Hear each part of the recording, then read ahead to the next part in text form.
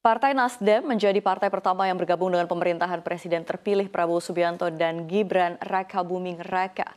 Hal ini diungkapkan langsung oleh Ketua Umum Partai Nasdem, Surya Paloh, usai bertemu Prabowo di Jalan Kartanegara nomor 4, Jakarta Selatan pada Kamis sore 25 April 2024. Surya Paloh menyatakan lebih baik bersama dengan pemerintahan demi membangun Indonesia menjadi lebih maju. Mantan calon wakil presiden RI atau rival Prabowo Gibran dalam pemilihan presiden dan wakil presiden 2024 yang juga ketua umum PKB Muhaimin Iskandar menyatakan bakal bekerja sama dengan Prabowo Subianto di pemerintahan selanjutnya. Muhaimin atau yang akrab disapa Caimin menyampaikan hal itu usai menerima kedatangan Prabowo di kantor DPP PKB Jakarta Pusat pada Rabu 24 April 2024. Assalamualaikum warahmatullahi wabarakatuh. Waalaikumsalam warahmatullahi wabarakatuh. Apa kabar Bung Kameramen? Alhamdulillah baik Bung Alfian. Pemirsa, kita akan simak dibacain berita. Bung Kameramen membacakannya, kita membahasnya di bacain berita. Ya, Bung Alfian, banyak ya sebenarnya nggak bingung juga sih, karena kan terlalu dinamis juga ya politik kita. Tapi mungkin Bung Alfian punya bacaan apa dengan beberapa berita yang akan saya sampaikan, Bung Alfian. Gabung koalisi Prabowo, Surya Paloh, ini pilihan saya. Nah itu kan sebelumnya juga ada di Narasi News, Surya Paloh, Nasdem resmi koalisi dukung pemerintahan Prabowo, Bung Alfian. Kemudian ada lagi PKB beri sinyal gabung koalisi Prabowo. Ini dari Kompas nih. Caimin dinilai ingin amankan kursi ketum. Urusan lah ya itu, yang penting PKB-nya beri sinyal lah. Nah kemudian kan PKS kita sama tahu juga mengadakan halal bihalal yang mengundang semuanya sih sebetulnya. Termasuk mengundang presiden terpilih yang kemarin disahkan oleh Mahkamah Keluarga. Jadi mungkin untuk respon awalnya bagaimana nih Bang Alfian? Bismillahirrahmanirrahim buat pemirsa. Kalau Pak Surya Paloh saya sempat menyimak, dan tentu saya tidak punya kata-kata kecuali bahwa memang Pak Surya Paloh itu adalah seorang yang sudah sampai pada tingkat kelihayan bermain urusan dunia. Silakan diartikan apa itu kelihayan, tapi yang jelas sikap Pak Surya Paloh itu satu sisi mungkin buat kita bisa memaklumi dari awal karena memang selalu menimbulkan tanda tanya. Nah, pernyataan beliau yang menerangkan dengan kata-kata bahwa saya seumuran dengan Pak Prabowo, kemudian saya begini, maka pilihan kami, bahasa dia kan gini Bung Kameramen, menurut hati nurani saya yang paling dalam. Nah ini kan pertanyaannya kan, ini bicaranya hati nuraninya Pak Surya Paloh atau hasil musyawarah pengurusnya, kita nggak tahu ya. Kalau bicara menurut hati nurani saya itu berarti pendapat pribadi dan itu hak dia ya.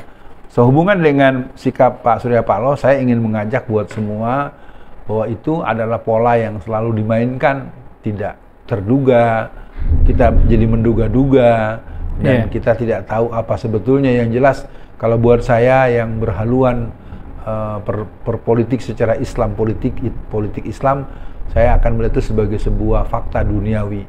Yang kedua, untuk sinyal yang disampaikan atau itu kan menurut saya belum pernyataan terbuka dan resmi Bung Kameramen. Itu masih bacaan dari pihak jurnalis yang berdimensi dua.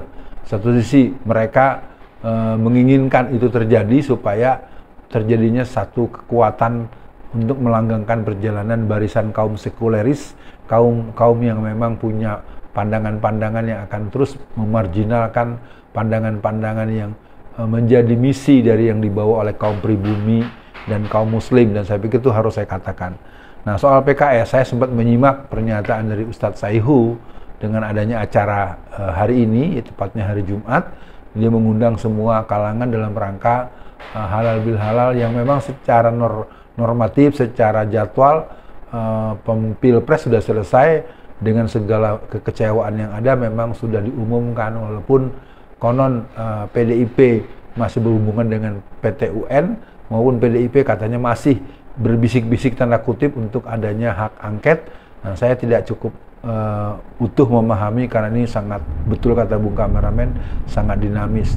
Nah, saya ingin menegaskan buat PKS, Kalau PKS sampai secara terbuka ataupun secara tidak terbuka tetapi dimaknai sebagai bentuk berkoalisi, maka mungkin saya adalah orang yang pertama kali menyatakan tidak lagi akan mengerjakan apapun untuk PKS. Ya, karena bagaimanapun bagi saya pribadi yang sedikit banyak mengalami asam garam pergerakan politik, walaupun mungkin belum pada fungsi-fungsi yang Pontifex Maximus, belum pada posisi yang di pucuk, tapi saya cukup memahami geopolitik nasional dan intinya untuk PKS tetaplah berada di barisan umat, berada di barisan kaum pribumi, berada di barisan orang-orang yang sedang khawatir agar Indonesia jangan sampai disingapurkan, Indonesia jangan sampai ditibetkan, Indonesia jangan sampai dianggolakan, Indonesia jangan sampai di Zimbabwekan, Indonesia jangan sampai di 70 negara dalam cengkeraman oborkan. Mudah-mudahan pernyataan saya terhadap PKS jadi pegangan untuk banyak pihak. PKS Anda adalah salah satu jalur perjuangan politik umat Islam yang sedang mendapatkan posisi yang luas dalam pikiran dan perasaan kaum muslimin. Jaga itu. Iya, Bung Alfian, memang sih kalau dari 3 berita yang saya sajikan hanya PKS yang soal halal bihalal. Yang jelas untuk koalisi hanya Nasdem dan PKB.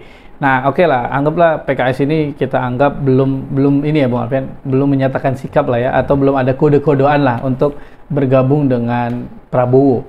Nah, tapi Refli Harun di salah satu sesi di televisi, dia menyampaikan bahwa kalau sampai Anies dan Caimin bergabung ke Prabowo, saya sebut mereka pengkhianat. Nah, itu disampaikan oleh Refli Harun, Bung Alfian. Nah, ini kan sebetulnya Bung Alfian, saya memahami kenapa akhirnya orang yang sejauh ini berjuangnya lillahi ta'ala gitu lah ya, nggak ikutan-ikutan oke gas, akhirnya berpikiran, kayaknya pemilu ke depan capek deh kita, ujung-ujungnya kayak 2019, akhirnya jadi anak buahnya Jokowi si Prabowo.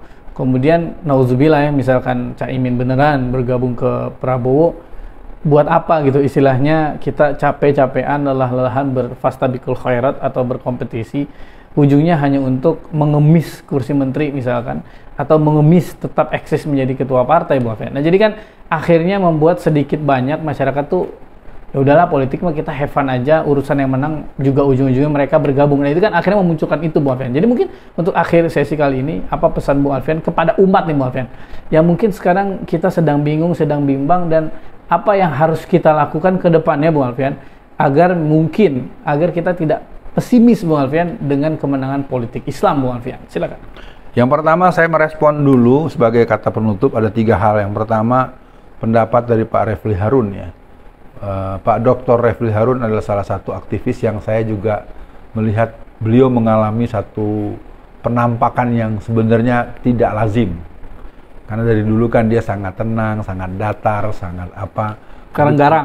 Sekarang benar-benar garang dan menunjukkan bahwa dia menampakkan jiwa jihad politik yang berdasarkan ilmu yang beliau miliki.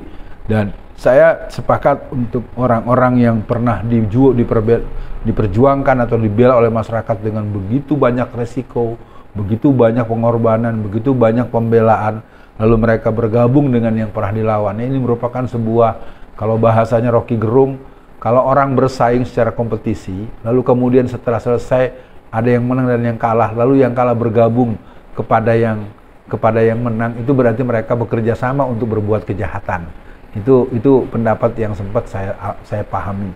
Yang kedua, peristiwa yang terjadi 2014, 2019, 2024 menurut saya ini harus dilihat sebagai sebuah seleksi peran. Saya ingin katakan buat semua masyarakat muslim, saya mengajak dengan begini, kita lebih siap untuk menghadapi invasi Cina. Karena Cina memang memasang target 2029 mereka akan menentukan pemilu, baik tanggalnya, bulannya, tahunnya, sampai kepada siapa yang harus jadi caleg dan segala macam. Jadi caleg-calegnya tetap bukan orang Cina, tapi otak mereka sudah berhaluan Cina. Sekali lagi, kalau hari ini baru presiden dan wakil presiden dalam kendali Cina, karena ini merupakan periode ketiga dari orang yang bernama Joko Widodo. Betul. Nah, jadi itu yang dipahami. Jadi untuk yang kedua, seleksi peran, dan saya katakan semua pihak, mari jangan ada yang antipati, jangan anti kelima. Kita mungkin akan memilih jalan-jalan lain, tetapi intinya jangan tinggalkan Indonesia kita, warisan para ulama, warisan para santri, warisan para pejuang-pejuang yang mereka semuanya tidak ada yang berhaluan komunis. Karena sejak dulu orang PKI selalu ngerepotin tentang urusan negara kita. Nah, yang terakhir, untuk kita umat Islam, kaum pribumi, kita harus membuat kekuatan barisan kaum pribumi, nasionalis religius, terutama kaum muslimin yang jumlahnya masih mendekat di angka 90%.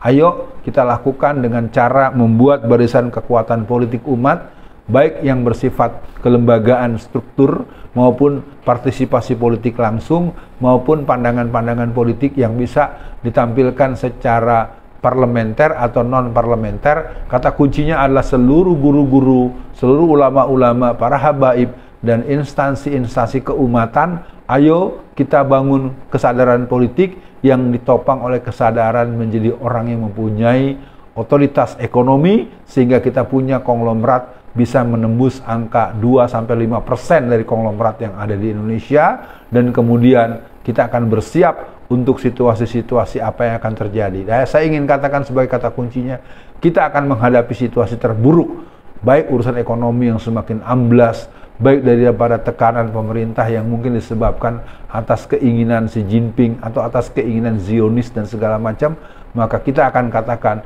Indonesia adalah anugerah Allah Subhanahu wa taala.